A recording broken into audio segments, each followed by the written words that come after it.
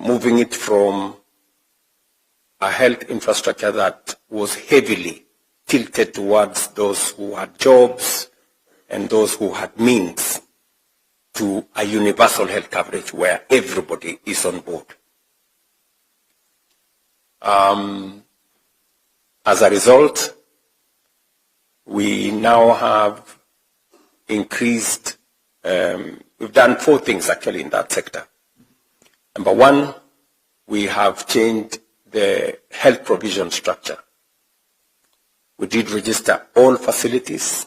We did an assessment of all the facilities, and we want to sort out 4 issues. We want to set out, number 1, making sure that every Kenyan is registered. As I talk to you, 27.2 million Kenyans are now registered under Social Health Authority, up from 8 million. We now have 3.5 times more Kenyans registered, from 8 million to 27.2 million. It is our intention that in the next 6 months, we should have 30 million Kenyans. We should have actually reached universal, because that does not include dependents and children and others. So, number 1. Number 2 is to change how equipment is delivered to our hospitals. In the past, we used to buy equipment, and because you don't have a big financial outlay, you then end up buying very limited equipment. We've since structured. Now we work with manufacturers. We don't have to pay for the equipment. We have what we call fee for service. We have equipment delivered to our hospitals, and we only pay when we use that equipment to the manufacturer. That was possible because they looked at our health infrastructure, how we had registered Kenyans and how they were going to get paid, and they were satisfied. I was, for example, in Butere on Thursday.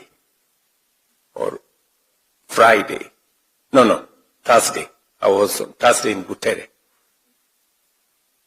There's a small level 4 hospital in Butere, and you had CT scan there, you had all manner of equipment there.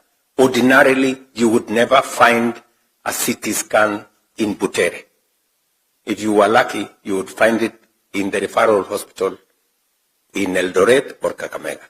But because of the new framework we have created, it is possible for us to deploy the most sophisticated equipment in every hospital in Kenya. On Monday, or was it Tuesday, I was in Nakuru. Again, we were having the latest equipment delivered to the referral hospital in Nakuru. For those of you who follow my social media account, you will see.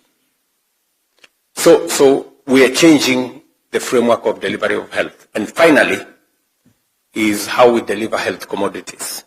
If you listen to many of the people at home, people normally complain about there is no dawa, hakuna dawa. Mwananchi wa kawaida anasema hakuna dawa. So we need to solve that hakuna dawa problem.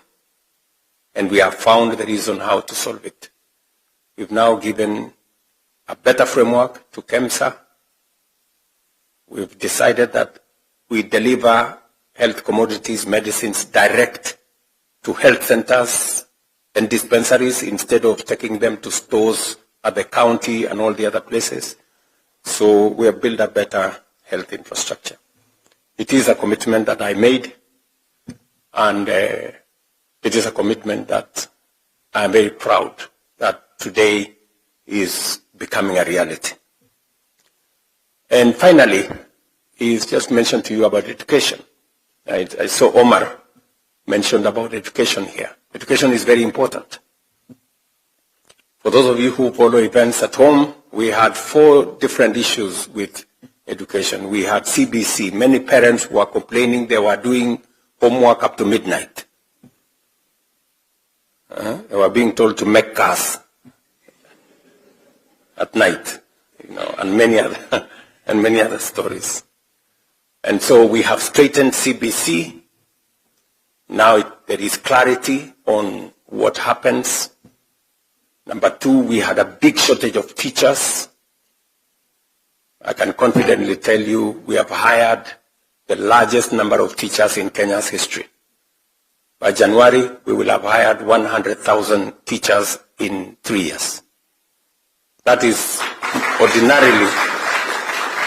ordinarily government hires 100,000 teachers in 20 years. But we've done it in 3 years because I'm a very strong believer that if we want to equalize the fortunes of all our children, from poor or rich families, education must be accessible to everybody.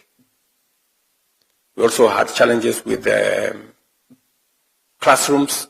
We sourced money from the World Bank. We work with our own resources, with members of parliament. I must commend them.